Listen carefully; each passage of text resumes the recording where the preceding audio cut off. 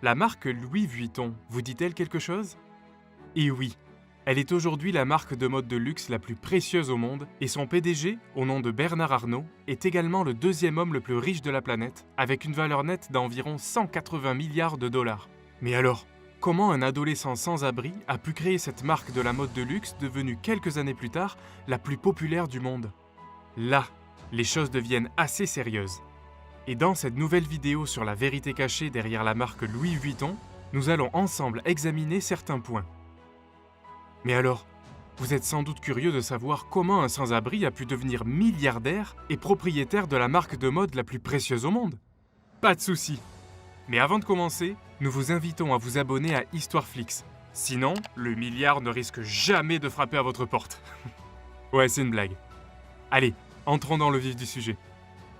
À voir le succès d'aujourd'hui, on ne devinerait jamais que l'entreprise Louis Vuitton a été créée par un homme qui était sans abri pendant son adolescence, n'avait aucune éducation et dormait dans une forêt. Louis Vuitton est une véritable histoire d'enrichissement, mais l'entreprise a également fait l'objet d'hostilités, d'innombrables procès et d'une foule d'autres controverses. Alors voici la folle histoire de Louis Vuitton et comment une minuscule entreprise familiale est devenue l'une des marques les plus puissantes du monde. Chapitre 1. Un jeune sans-abri. Louis Vuitton est né en 1821 et a grandi en travaillant dans la ferme familiale en France, dans un petit village appelé Anquis, au milieu de nulle part. Il n'y avait pas d'électricité ni d'eau courante.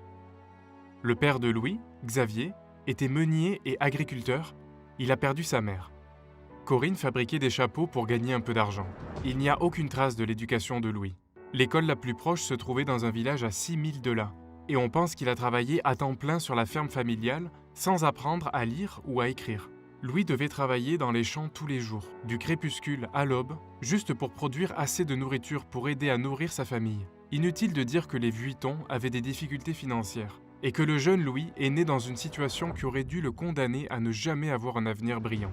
Et puis les choses ont empiré. La mère de Louis meurt alors qu'il n'a que 10 ans, et son père se remarie rapidement avec une autre femme. Mais la nouvelle belle-mère de Louis était incroyablement contrôlante et manipulatrice envers lui, et il se battait constamment avec elle. Alors qu'il n'avait que 13 ans, il s'est enfui de chez lui avec l'intention de se rendre à Paris. Il s'est éclipsé au milieu de la nuit sans même dire au revoir. Il y avait juste un problème. Paris, c'était à 225 000 de là, et Louis n'avait ni argent ni nourriture, donc il était obligé de marcher sur les chemins de terre. La plupart des nuits, il dormait dans les bois, l'estomac vide, avec juste une cape pour le tenir au chaud. Chaque fois qu'il rencontrait un nouveau village, il faisait des petits boulots en échange de nourriture ou de pièces. Mais il ne lui restait jamais assez d'argent pour se loger. Alors il continuait à dormir dans les bois, ou partout où il pouvait trouver un abri pour la nuit. Grâce à ces divers petits boulots, Louis a pu acquérir des compétences auprès d'artisans, et il a appris à travailler le métal, la pierre, le tissu et le bois. Cette collection de compétences diverses allait plus tard transformer sa vie, mais à ce rythme, les voyages étaient incroyablement lents. Il lui a fallu 3 ans pour atteindre Paris. Chapitre 2. La recherche du succès. Peu de temps après son arrivée à Paris, Louis a pu travailler comme apprenti fabricant de boîtes. Les fabricants de boîtes fabriquaient des boîtes de taille personnalisée pour les clients et les emballaient et les déballaient lorsqu'un client était sur le point de partir en voyage. Ce travail lui a permis de rencontrer de nombreuses personnes de la classe supérieure qui recherchaient des bagages sur mesure pour leur voyage. Louis a travaillé ici pendant plusieurs années, apprenant le métier et travaillant aussi dur qu'il le pouvait. En 1851, l'impératrice de France s'est retrouvée cliente et a remarqué la qualité de son travail. Elle le nomma son fabricant de boîtes et emballeur personnel. Pour la plupart des fabricants de boîtes, il s'agit du plus grand honneur que l'on puisse recevoir dans sa carrière. Louis est passé d'un adolescent sans abri et sans rien à son nom à un emploi prestigieux au sein de la royauté. C'était une grande réussite en soi. Mais Louis Vuitton avait une vision encore plus grande pour son avenir. Après s'être marié à 33 ans, Louis utilise ses économies pour se mettre à son compte et ouvre son propre atelier de fabrication de boîtes à Paris pour commencer à vendre ses propres produits.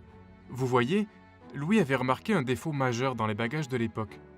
Toutes les boîtes étaient en cuir et avaient un sommet en forme de dôme arrondi afin que la pluie puisse rouler sur le dessus du bagage. Le problème majeur est qu'il est impossible de les empiler, de sorte que les porteurs doivent transporter les boîtes une par une. Louis a commencé à expérimenter différents matériaux à utiliser à la place et a découvert que la toile était plus légère, plus durable et plus résistante à l'eau, ce qui signifiait que les malles pouvaient avoir un sommet plat à la place. Cela rendait le tout plus efficace, car il était désormais possible de les empiler et d'emballer plusieurs malles en même temps. Elles étaient également plus compactes. La nouvelle conception de la valise de Louis a marqué l'avènement des bagages modernes. À ce stade, Louis s'est déjà construit une réputation professionnelle, ainsi que des relations avec la haute société. Lorsqu'il lance sa nouvelle ligne de bagages, celle-ci connaît immédiatement un énorme succès. Il crée même un catalogue Louis Vuitton pour que les clients puissent regarder les produits disponibles et les faire fabriquer avant de les envoyer à leur domicile. 2 ans après la création de ces nouvelles valises, celles-ci sont considérées comme un accessoire élégant et indispensable pour les personnes fortunées car elles deviennent un symbole de statut et de la marque. Elle devient si populaire qu'il reçoit des commandes du monde entier. Il a même commencé à recevoir des commandes de rois aussi éloignés que l'Égypte. En 1859, Louis fait suffisamment de bénéfices pour engager une équipe d'artisans pour l'aider à exécuter ses commandes. Il ouvre un nouvel atelier en dehors de Paris où il engage 20 employés. À cette époque, de plus en plus de personnes commencent à voyager en train et en bateau, et le nombre de ses clients potentiels augmente de façon exponentielle. Voyager n'est plus un passe-temps réservé aux riches. Les gens de tous horizons ont désormais besoin de bagages de haute qualité. On pourrait croire que Louis a réussi et qu'il va continuer à réussir toute sa vie. Malheureusement, ce n'est pas le cas. La France se dirige vers la guerre et la tragédie est sur le point de frapper une fois de plus Louis Vuitton. Chapitre 3. Le recommencement. En 1870, alors que Louis a 49 ans, la guerre franco-prussienne éclate. Louis a dû fuir sa maison et vivre dans un abri exigu avec des milliers d'autres personnes. Les réserves de nourriture étaient extrêmement faibles et il craignait pour sa vie. Lorsque Louis a enfin pu retourner dans son atelier en 1871, tout était détruit. Les vitres étaient brisées, les équipements volés et il avait perdu tout ce pourquoi il avait travaillé si dur. Mais au lieu d'abandonner, il a décidé d'utiliser ses économies pour reconstruire l'entreprise et a juré qu'elle serait encore meilleure qu'avant. Avec tant de personnes déplacées par la guerre, il y avait beaucoup plus de magasins vides à louer dans toute la ville. Louis Vuitton en a donc profité pour ouvrir son nouveau magasin dans un endroit beaucoup plus riche et aristocratique de Paris. L'endroit était parfait car il se trouvait juste à côté de la gare et du Grand Hôtel, de sorte que les voyageurs qui avaient besoin de nouveaux bagages n'avaient pas besoin d'aller bien plus loin pour trouver le magasin Louis Vuitton. En 1872, il présente un tout nouveau modèle de bagages en toile beige à rayures. Ce modèle devient incroyablement populaire et les gens adorent montrer ce style moderne. De nombreuses autres marques ont essayé de copier son style, mais ces sacs étaient d'une qualité tellement ridicule que les clients préféraient toujours un vrai sac Louis Vuitton. Pendant les 20 années suivantes, Louis a continué à travailler dans sa nouvelle boutique à Paris jusqu'à sa mort, à l'âge de 70 ans. Mais son héritage a pu se perpétuer grâce à son fils, Georges, qui a repris l'entreprise familiale. Georges a cherché à étendre la marque à l'échelle mondiale, notamment en ouvrant un magasin populaire à Londres. À cette époque, les bagages Louis Vuitton étaient si populaires que de nombreux autres fabricants de boîtes commençaient à en fabriquer des contrefaçons. En 1896, Georges Vuitton a donc créé le monogramme LV, désormais emblématique, afin de rendre la copie plus difficile. Le LV était les initiales de son père, en hommage à l'homme qui a lancé la marque. Mais il a également eu l'idée d'ajouter une nouvelle serrure révolutionnaire sur les malles, qui rendrait impossible aux voleurs de les crocheter. En 1900, l'entreprise compte 100 employés et continue de croître année après année. Tous les employés ont été formés pendant très longtemps afin de devenir des experts en fabrication de coffres. Aujourd'hui encore, les employés de Louis Vuitton suivent une formation de 18 mois à 2 ans afin de pouvoir fabriquer eux-mêmes l'un des produits. La société a également commencé à se développer dans une toute nouvelle gamme de produits grâce à une autre icône de la mode, Coco Chanel. En 1925, elle a commandé un petit sac à main en forme de dôme. Au départ, il s'agissait d'un modèle qu'elle avait personnellement conçu et qui n'était destiné qu'à elle. Cependant, il a été produit en série et a reçu le nom d'Alma. Le succès est énorme. Louis Vuitton a donc décidé de fabriquer d'autres petits sacs en cuir, comme le porte-clés Speedy, et les sacs à main Louis Vuitton étaient souvent considérés comme inélégants et encombrants. Mais la société a joué un rôle important pour qu'ils soient considérés comme beaucoup plus à la mode. Georges Vuitton meurt en 1936 et la société est alors transmise à son fils, Gaston Louis. Cependant, Gaston reprend l'entreprise à un moment très difficile, car quelques années plus tard, la France se dirige à nouveau vers la guerre. Pendant la guerre mondiale, 2 contrats sont annulés et Gaston est contraint de fermer l'usine Louis Vuitton. Paris est à nouveau assiégé. La seule façon pour Gaston Vuitton de sauver son entreprise est de collaborer avec l'Allemagne nazie. Un auteur du nom de Stéphanie von Vichy a écrit un livre intitulé Louis Vuitton, A French Saga. Au cours de ses recherches dans les archives de la société, elle a demandé si elle pouvait consulter des documents datant de la Seconde Guerre mondiale. Presque immédiatement, les représentants de la société ont essayé d'éviter de lui montrer ces informations. Ils ont prétendu que tous les documents de 1930 à 1945 avaient été détruits dans un incendie.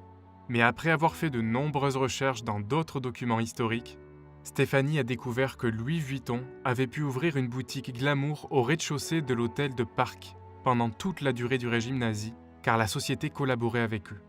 Pendant ce temps, plusieurs autres marques ont été contraintes de fermer leurs portes parce qu'elles refusaient de coopérer avec les nazis. Il est clair que l'entreprise a honte de cette partie de son histoire, mais elle affirme que Gaston a fait ce qu'il faisait pour que l'entreprise survive. D'autres créateurs de mode, comme Coco Chanel, ont également collaboré avec les nazis, afin de s'assurer que leur entreprise à Paris ne soit pas détruite. S'ils n'avaient pas choisi de travailler avec l'ennemi, leur marque n'existerait probablement plus aujourd'hui. Chapitre 4 – La bataille de Louis Vuitton. Lorsque Gaston est décédé en 1970, son gendre, Henri Rackham, a repris la gestion de la marque Louis Vuitton. Nous en sommes donc à la 4e génération. Mais contrairement à ses ancêtres, Henri avait déjà une grande expérience des affaires, acquise dans une entreprise qu'il avait dirigée auparavant. Lorsqu'il a repris Louis Vuitton, il a pu élever la marque à un tout autre niveau. Henri a commencé à apporter des changements majeurs à la marque Louis Vuitton afin de la faire passer d'une entreprise familiale à l'énorme société qu'elle est aujourd'hui. Il a fait passer le modèle commercial de Louis Vuitton de la vente en gros à la vente au détail. En 1978, il a étendu Louis Vuitton à de nombreux autres pays, dont le Japon. En l'espace de 6 ans, et en tenant compte de l'inflation moderne, les ventes sont passées de 20 à 260 millions de dollars. En 1984, Henri a décidé d'introduire la société en bourse, et Louis Vuitton a vendu les 1 million d'actions évaluées à 63,63 dollars chacune. Henri profite de cet élan et de l'afflux de liquidités pour ouvrir de nouveaux magasins dans le monde entier. En 1987, Louis Vuitton atteint 1 milliard de dollars de chiffre d'affaires. C'est bien plus que ce dont le jeune Louis aurait pu rêver lorsqu'il a ouvert son premier magasin à Paris. Henri décide également que la société doit s'associer à Moët Hennessy, une société de boissons de luxe qui produit du champagne et du cognac. Et ensemble, ils ont formé un nouveau conglomérat de luxe appelé LVMH en théorie. En s'unissant, cela leur permettrait de mettre en commun leurs ressources et de se développer encore plus rapidement. Malheureusement, après la fusion, Henri ne s'est pas bien entendu avec le président de Moët Hennessy. Henri a donc demandé à un promoteur immobilier prospère qu'il connaissait, Bernard Arnault, de l'aider à gérer la situation. Et heureusement, l'invité en tant qu'investisseur allait se retourner contre lui de façon spectaculaire. Bernard achète secrètement 43% des actions de Louis Vuitton et obtient le soutien des familles Moët Hennessy pour obtenir plus de pouvoir dans LVMH. Henri a l'impression d'avoir été trahi par l'homme qu'il avait engagé pour l'aider et poursuit Bernard en justice, exigeant qu'il n'ait plus la majorité des parts de Louis Vuitton.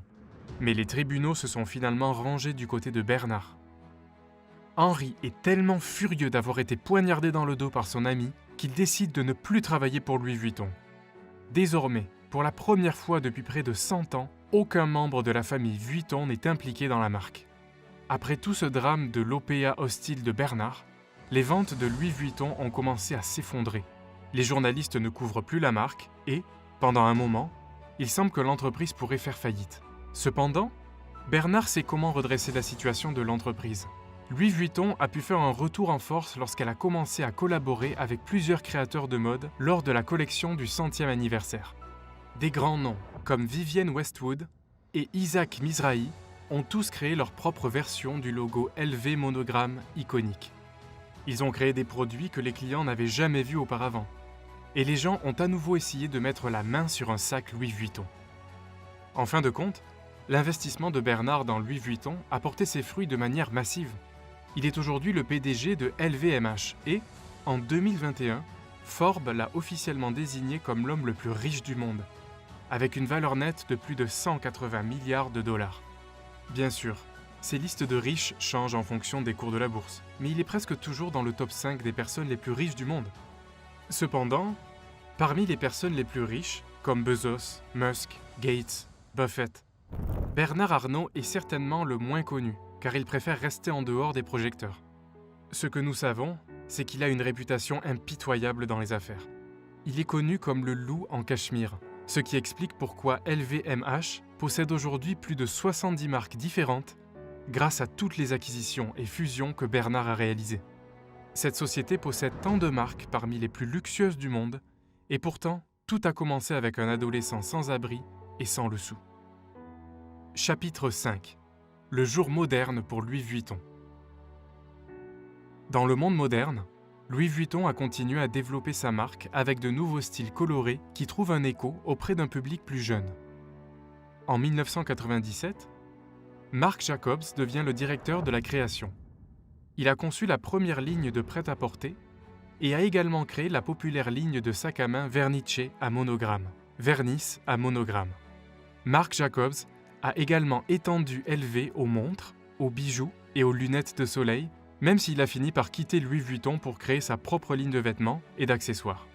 Bien sûr, l'entreprise n'est pas sans problème. Louis Vuitton dispose d'une équipe entière d'avocats qui recherchent les infractions aux droits d'auteur et n'hésitent pas à poursuivre quelqu'un s'ils estiment qu'il copie le logo de la marque. La société a même poursuivi Google pour des résultats de recherche et des publicités menant à de faux sacs. Google a cependant gagné le procès, arguant qu'il ne peut pas contrôler ce que les utilisateurs mettent sur Internet.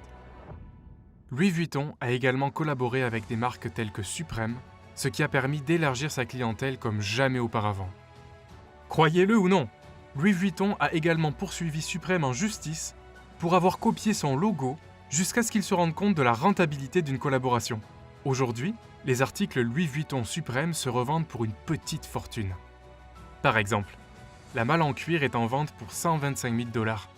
Même un sweat à capuche LV Supreme dépasse les 5 000 $. Bien sûr, le problème de la contrefaçon que Louis Vuitton a connu dès les premiers jours de l'entreprise est toujours d'actualité pour la marque. La marque estime qu'elle perd chaque année des centaines de millions de dollars à cause des versions contrefaites de ses produits. Cependant, même après 168 ans d'existence, la marque ne semble pas près de ralentir.